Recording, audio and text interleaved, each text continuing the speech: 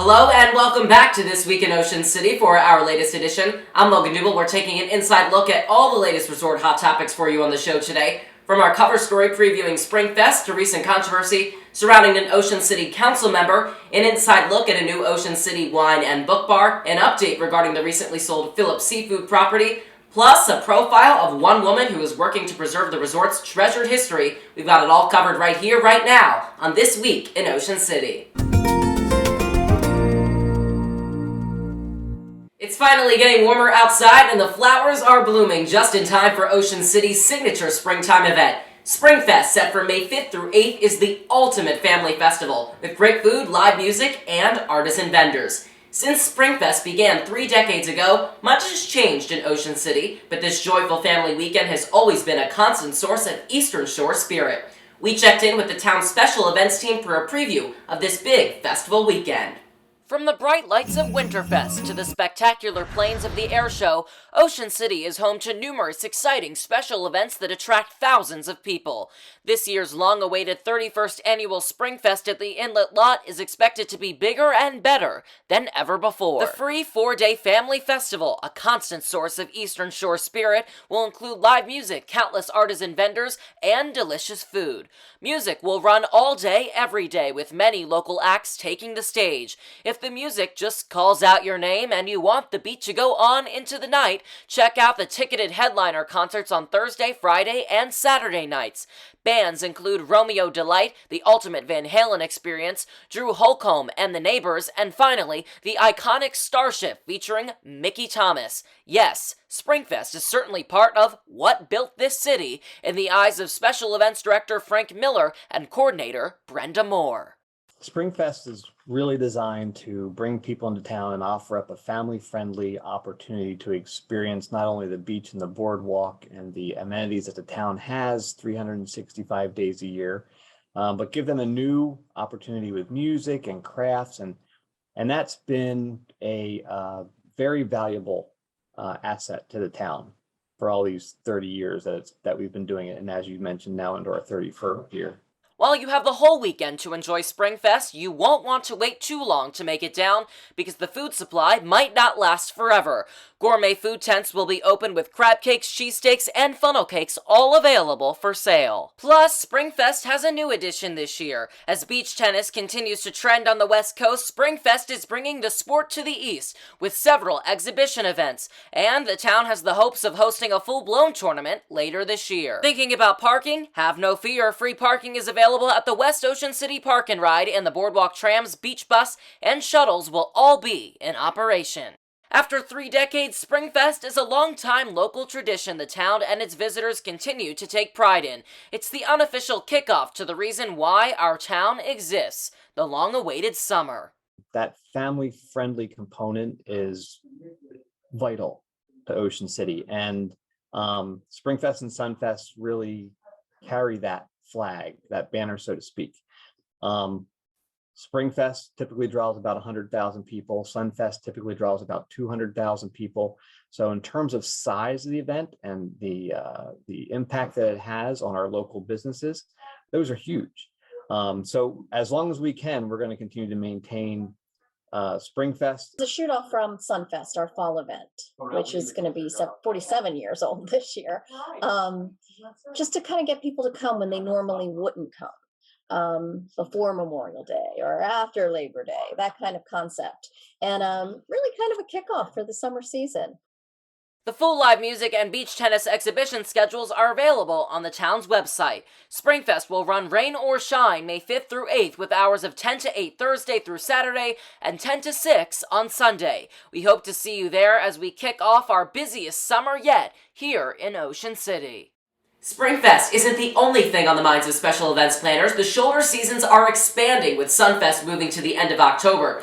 We're told that Sunfest will now become a true fall festival. Continuing events for 2022 include Sundays in the Park, drone shows, and 4th of July fireworks. And yes, don't worry, there is a new vendor for those displays, and we're hopeful we won't see a repeat of last year's unfortunate events on Independence Day. And we're also looking ahead to the first weekend of June for the Jellyfish Festival, Shorecraft Beerfest, and the Bull on the Beach bull riding events all coming to town. The Bull Riding Rodeo is a professional event at the Inlet Lot designed to bring a new demographic to Ocean City. The promoters were seeking additional financial assistance from the town to construct a small arena and bleachers.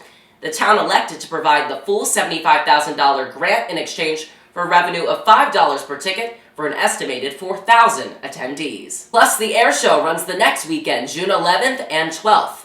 And finally, we have to mention Ocean's Calling, which is the brand new music festival coming to town September 30th through October 2nd. The town initially anticipated that promoter C3 Presents would announce the festival lineup by April 25th, but that has been delayed. While it's unknown which bands and artists will perform, C3 is known for its big festivals, including Austin City Limits. Artists scheduled to perform at their other concerts this year include Green Day, Metallica, and none other than the Queen of Rock and Roll, Stevie Nicks. Watch out for the lineup over the next few weeks, but certainly lots to look forward to here in the resort town.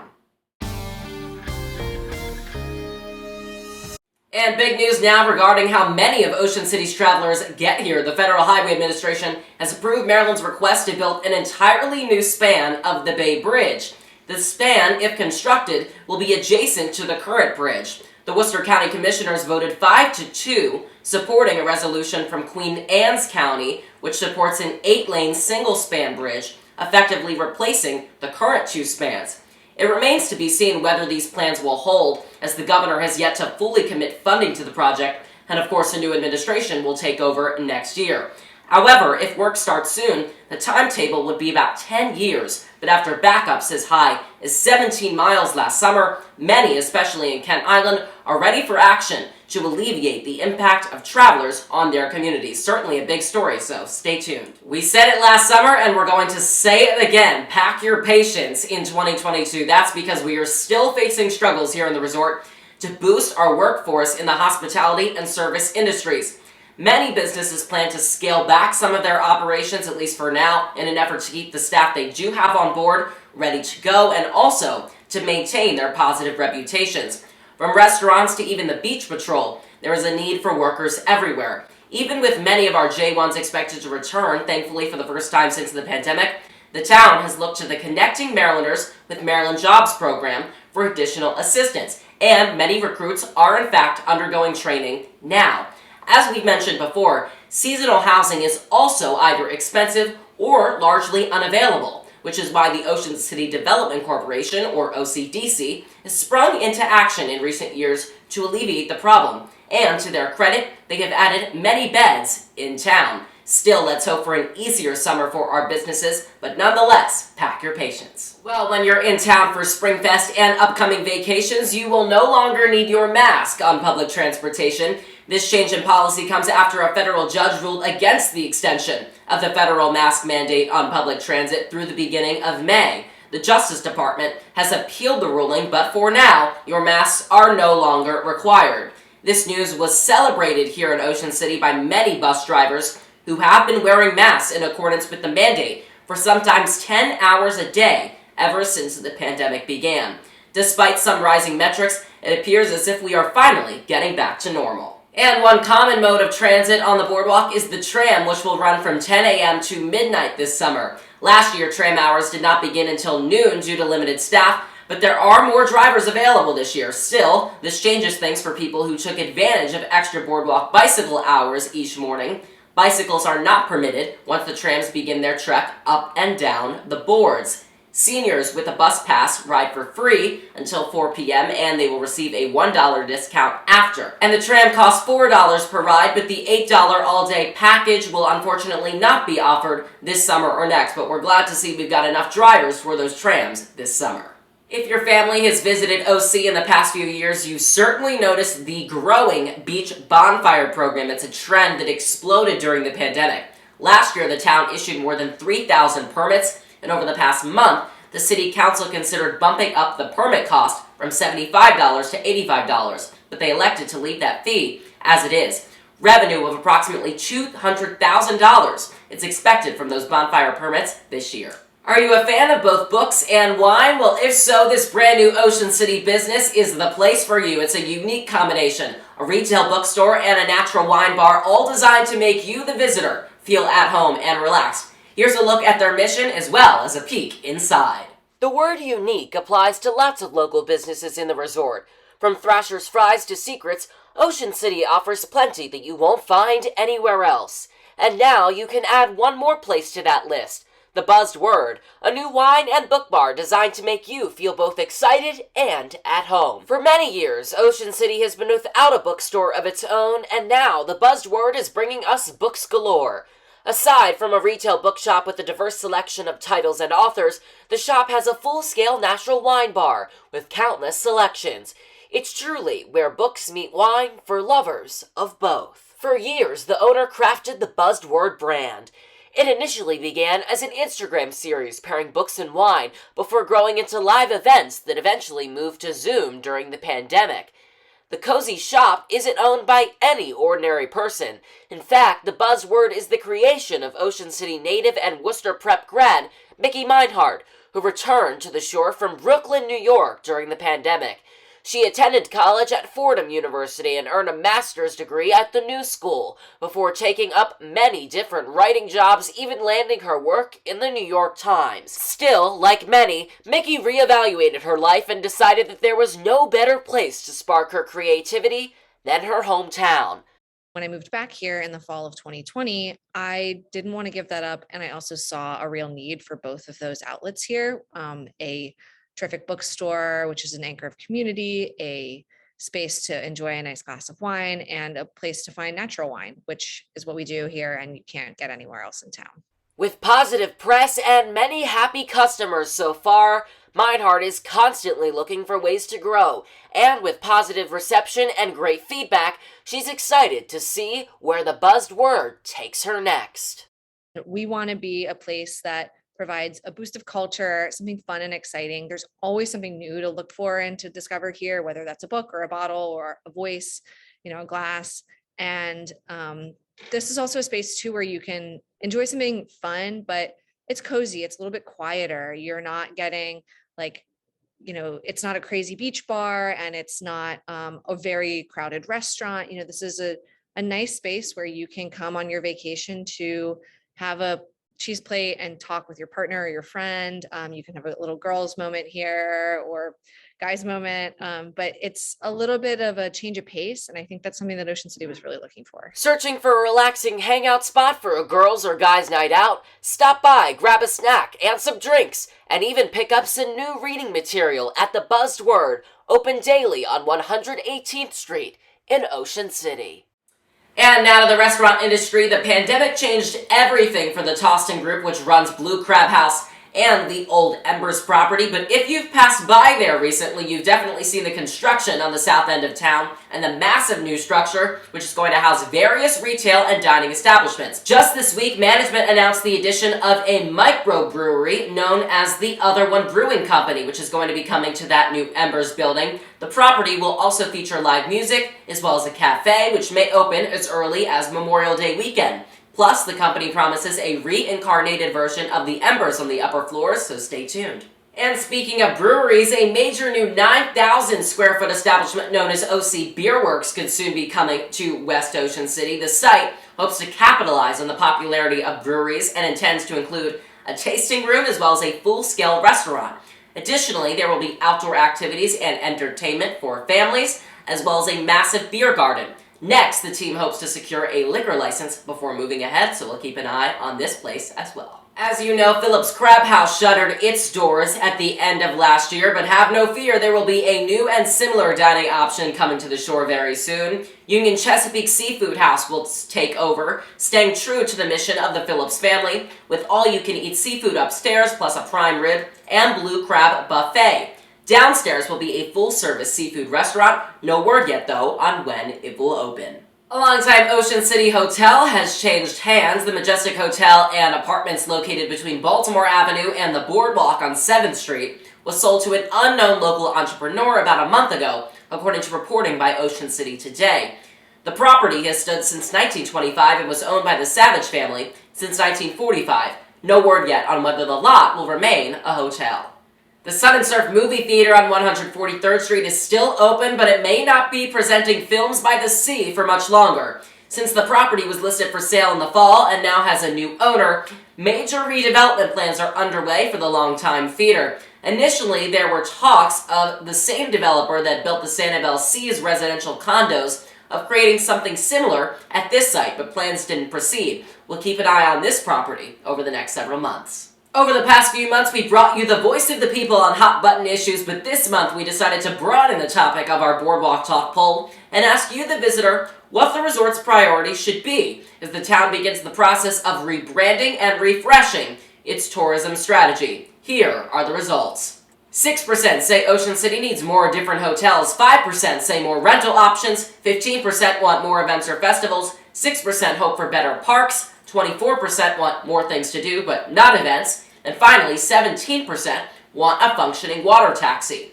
Additionally, 27% entered their own options, which included supporting additional policing, making the town more pet-friendly, adding an aquarium, and of course, lowering prices. Now, here are some of the comments our readers submitted. We need expanded hours for the Boardwalk Tram and more things to do throughout OC, especially at night.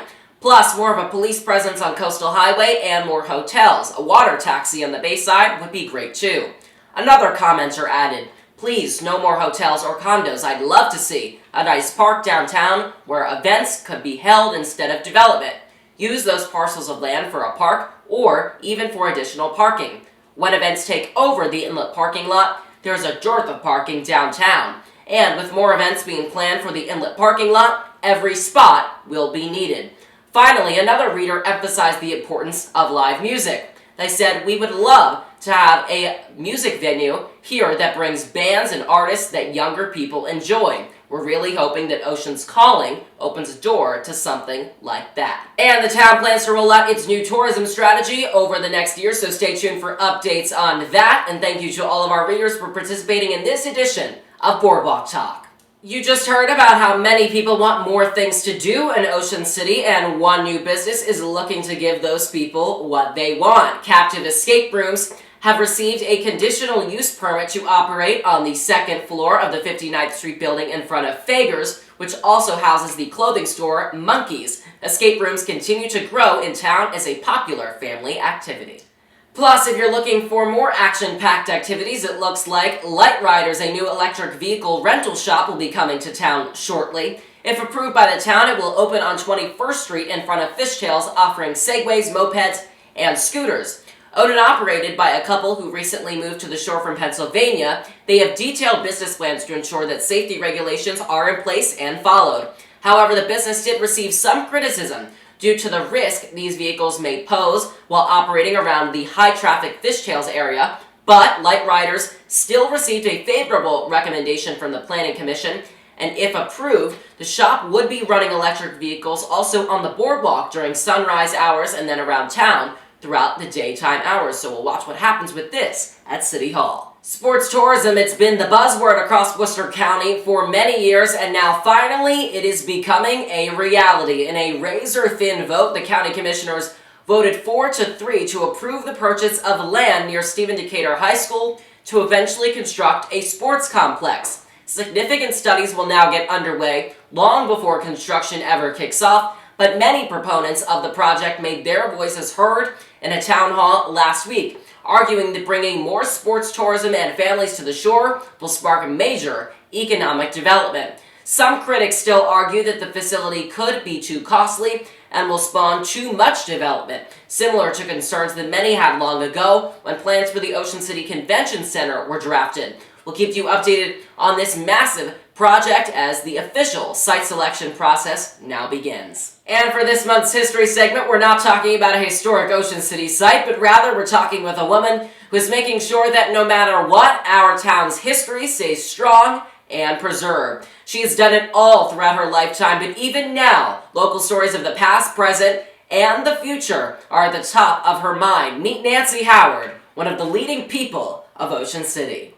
Some people know a lot about a few things, but Nancy Howard knows a little bit about everything. She's one of our most valued leaders who's truly done it all. That's why for decades, Nancy Howard, who calls herself a girl that keeps getting lucky, continues to succeed and fight on behalf of the town of Ocean City and its people. Her path to the Eastern Shore was unorthodox. She attended the University of Maryland as an art history major, but did not finish, though it surely didn't stop her one bit. She began working at the Smithsonian, where she fell in love with museums and their exhibits, a connection that would serve her well in the future. After, she hit the nation's capital in stride, finding herself on Capitol Hill, working as a secretary for the Senate Select Committee on Nutrition and Human Needs, and soon for none other than Senator George McGovern, yes, President Nixon's opponent in the 1972 campaign. Howard campaigned around the nation and had the time of her life. After the election, she decided it was time for a new life, and then she came to the shore. From organizing conventions at the Carousel Hotel to real estate, leading beach replenishment efforts, holding her own on the city council for more than a decade, and then leading the Ocean City Life Saving Station Museum, Howard has kept plenty busy, and she's not stopping now. That's what my life is. I just see foundations being built, and one step leads to another. In my case, I wasn't driven to do any one thing. I was lucky in that things more or less happened to me. And these layers were laid down by people that I met, by experiences I had. And it went from Washington and it carried through here in Ocean City. Still assisting the museum board, Howard continues to oversee efforts to ensure that our history remains not only preserved, but showcased everywhere. Currently, she's looking to expand the current Life Saving Station Museum building, work on opening a new branch at the former downtown Bank of Ocean City, and even work with a longtime hotel to support its restoration. If we don't study history and learn by it, we'll be doomed to repeat it. Not that Ocean City's done anything so horrendous, but it's just nice to know where you come from. It's nice to know the foundation of an area, of a community. You know what? We know that the fishermen were here. We know the Coast Guard was here, or the surfmen were here. But what were the people like? What was the guts of this city? And it's always good. It's just always good to know where you come from. Howard, who has been on the shore since 1975, has no plans of slowing down, and she plans to continue making her opinions known to be a voice for the people of Ocean City. She's helping to preserve our town's history while making some of her own. Time now for Peyton Paradise, a look at what's happening at the Art League of Ocean City. The Art League is known, of course, for its community service, and that continued in a big way recently as member Joanne Guilfoyle got the chance to restore the iconic old ticket booth from the early 20th century at Trimpers. Since 2016, she's been asking me to take a shot at repairing this symbolic booth, and finally, after years, got the go-ahead, restoring the booth to its former glory throughout the entire month of March. As you can see, it looks fantastic. The Art League has a packed calendar all year long, continuing with its unveiling of the May exhibits at their first Friday reception on May 6th. Plus, when you make your way down this summer, you can now take part in Art Center tours, which are going to be on Sundays at 1 p.m., beginning on June 5th at the Art League. And as we close the show today, we wanted to bring you a book of local interest. This month, we're showing you Stardust by the Bushel.